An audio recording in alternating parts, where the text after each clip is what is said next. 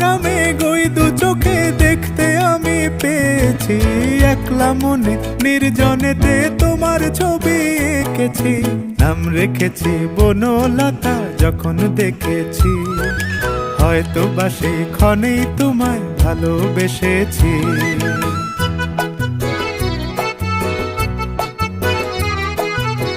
বনলতা কথা হয়ো না গো কুণ্ঠিতা, বনলতা কথা হয়ো না গো কুণ্ঠিতা।